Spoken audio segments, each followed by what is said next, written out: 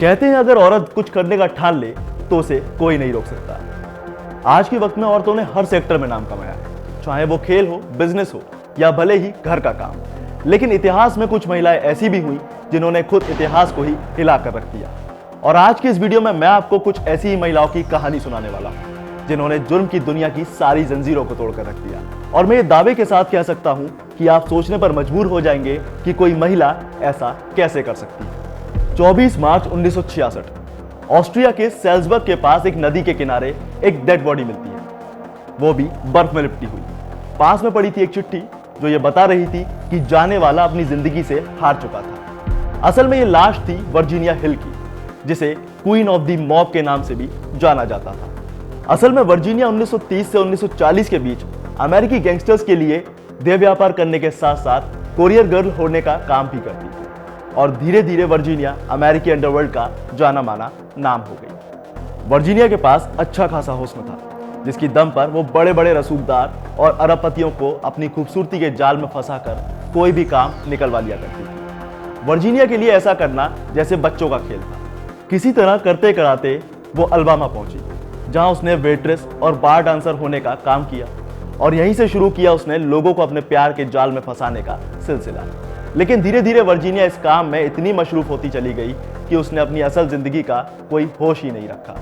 और यही वो वक्त था जब वो 20वीं सेंचुरी के खतरनाक अपराधी बक्सी सीगल से मिली। दोनों के बीच प्यार हो गया और अब बक्सी सीगल और वर्जीनिया साथ रहने लगे थे। बक्सी से मिलने के बाद अब वर्जीनिया कैशियर, अकाउंटेंट और मनी लॉन्ड्रिंग जैसे कामों को संभालने लगी थी। साथ ही साथ वो स्पाई के तौर पर भी काम करती थी।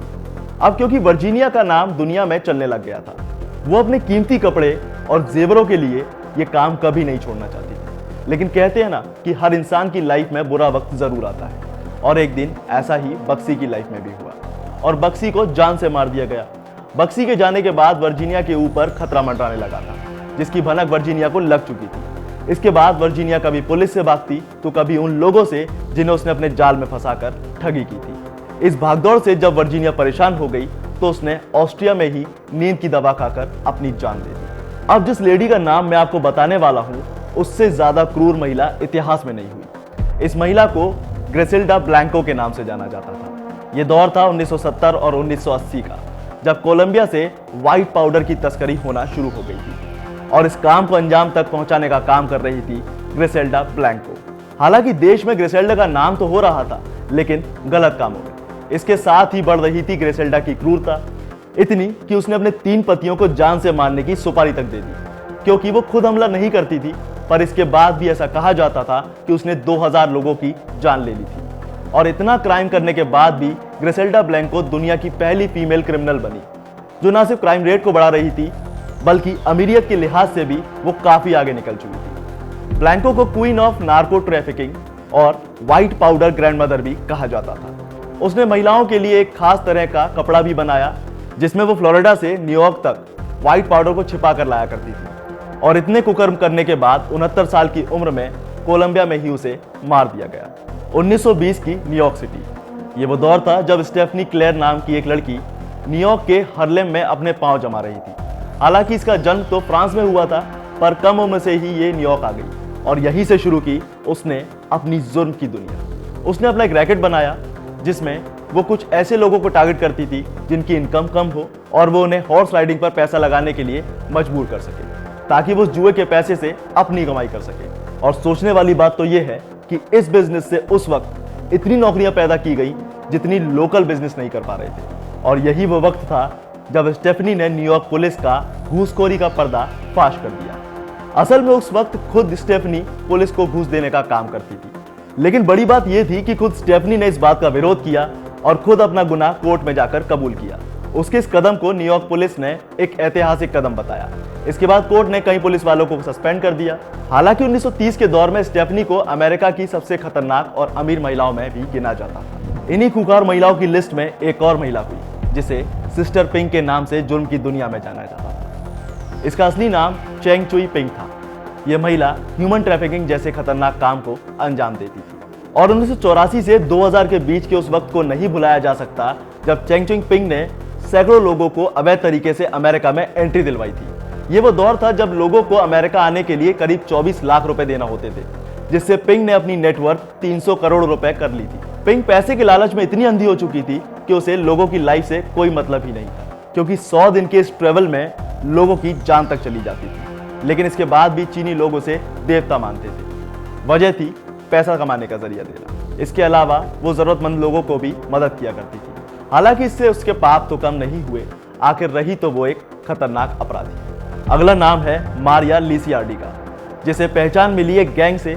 ये वक्त था 1990 का, जब इटली में कोमारा गैंग का राज चल रहा था। इस गैंग को नेपल्स में बनाया गया था, पर एक प्रॉब्लम थी, इस गैंग की यूनिटी, यानी गैंग के मेंबर्स में आपस में ही तालमेल नहीं था, जिसकी वजह से वो कभी भी लड़ लिया करते थे। तभी इस गैंग की कमान आई मारिया के हाथों में। उस वक्त गैंग से जुड़ी औरतें सिर्फ घर चलाने का काम करती थी, और आपको जानकर हैरानी होगी कि जब इन महिलाओं के पति गैंग से जुड़े होने की वजह से जेल जाते थे, तब ये औरतें ही इस गैंग को चलाने का काम करने लगी थी।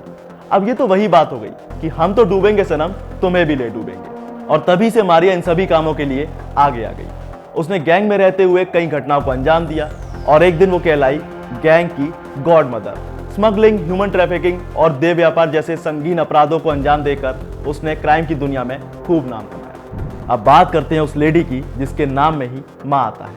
जी हाँ, ये है माँ बारकर, या आप इसे एरिजोना की डोनी बारकर के नाम से भी कह सकते हैं। वैसे तो डोनी के फैमिली बैकग्राउंड ही क्रिमिनल रहा है, लेकिन जिसमें उसका पति और 4 बेटे हर दिन चोरी डकैती के कामों को अंजाम दिया करते थे। ये काम उन्होंने 1910 से शुरू किया था, और इसके कई सालों बाद बारकर कार्पिस गैंग बनी, जिसमें रहते हुए इन्होंने कई बड़ी चोरियों को अंजाम दिया। लेकिन अब वक्त था अपराधियों के बुरे वक्त का। ये साल था 1927, जब बारकर के बेटों को जेल हो गई और सबसे बड़े बेटे को अपनी जान से हाथ धोना पड़ा। लेकिन अब जैसे इनका वक्त खत्म होता जा रहा था, और 1931 में पुलिस ने माँ बारकर और उसके एक बेटे को अरेस्ट कर लिया।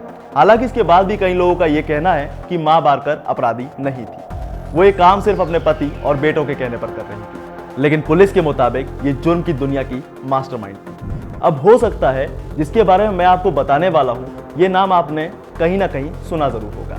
जी हाँ, मैक्सिको की सबसे बड़ी व्हाइट पाउडर डीलर के रूप में इसे जाना जाता था। ये थी क्वीन ऑफ पैसिफिक, यानी गैंगस्टर सांद्रा।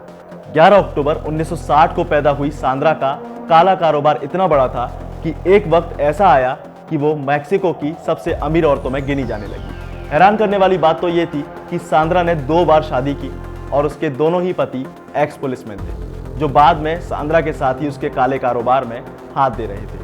हालांकि बाद में इन्हें जान से मार दिया गया, लेकिन सांद्रा आज भी जिंदा है।